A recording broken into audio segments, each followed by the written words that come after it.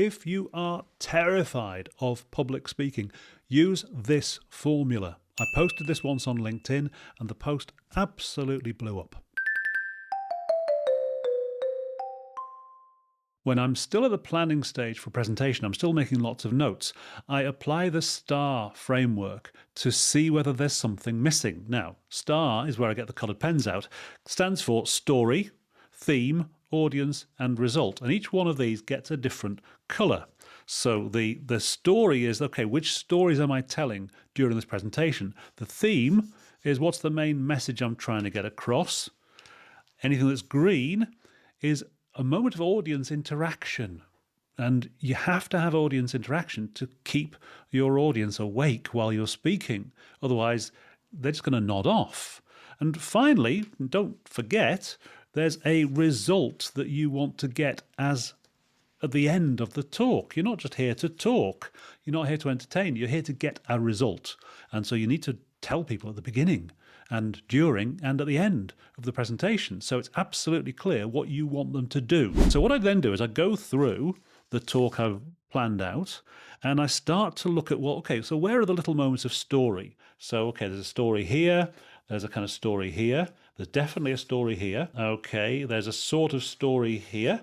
And then I start thinking, okay, where are the main themes? Well, the main theme here is about fixing big problems and asking for help. So not surprisingly, that comes right at the top. And then there are sections here which are very much about themes, about leadership, about missteps, about fixing big problems, repeating the theme. Yeah, fix big problems, know when to ask for help. Fix big problems again comes up. Say you have to repeat stuff in a presentation. People aren't taking notes while you're speaking. They're listening and remembering. So you have to repeat yourself. Again, we're talking about the big themes 25 years on. Okay, not everything I could do is something I should do. That's a theme of leadership. Okay, so again, there's plenty of theme. Most people I work with, their talks are just full of theme. That's all they've got. Not enough. Then I come into moments of audience interaction. So right at the beginning, I'm going to basically get, okay, who's here? What sort of, get some response from the audience, even if it's just a hands up if. Yeah, there's a kind of, it's a conversation. Even though you're the one on stage talking and they're down there listening, it's still a conversation. So again, I'm looking for moments. And in this first section, there's only one bit of audience interaction. So I'm going to leave a question mark here. What can I do at the end of this first section before we get into this second section? What's my moment of audience interaction? Because there's not enough here. Okay, then I'm going to have people do a little silent pause here and thinking, okay, and then I'm going to have a little device here at the end, audience interaction at the very end of the presentation. Okay, so I've got 1, 2, 3 bits of audience interaction. Definitely a gap somewhere. Yeah, there's a gap where I need more audience interaction. I've got to fix that. Then I do the final pass with my coloured pens, looking at result. So again, I'm wanting people to do something as a result of my talk. Well, so here's my calls to action are going to come here, and they're going to come here toward the end. It's the obvious place to focus on what you want people to do. In the middle and at the end, well, actually, you know what? I need something here to make it clear at the beginning of the talk. Okay, there's a reason why I'm talking to you. I want you to do this. Now let me show you why. Okay, now I'm going to show you what I want you to do. Then I'm going to remind you at the end. Here's what I need you to do.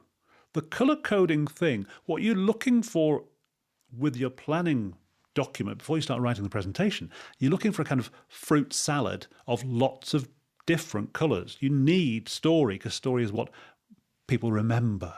You obviously have to have a theme, otherwise why are you here? Okay, so you need a theme, you need stories to bring that theme to life. You need to interact with your audience or they will fall asleep. And you need to tell them, and tell them again what it is you want them to do. My framework tells me where I've got stuff missing. There's something missing here at the beginning. There's something missing, definitely audience interaction missing here, or maybe here. There's plenty of story and there's plenty of theme. So those bits are okay. It's these bits I need to fix before I go any further with this presentation. Now this STAR framework, this way of color coding the story, theme, audience and result you're looking for. This applies to any presentation, but it really applies to sales presentations. You can't just turn up and push a bunch of facts at people and hope that they'll be persuaded by what you've said. If you want them to care and remember about what you've said, you've got to give them story as well as the main theme. The theme is the problem you're solving for them. And you've got to turn it into a conversation, make it sound like you're not just throwing information at them, you genuinely care what they think in return. And then finally, you've got to have a call to action, a result, a thing you want them to do. I've worked that framework into the Stories That Sell course because it is so useful. And that framework helps you balance a presentation.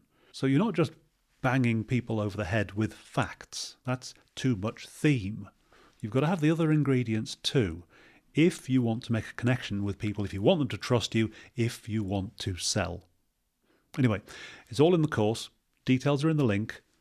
Click on it and hopefully I'll see you in there.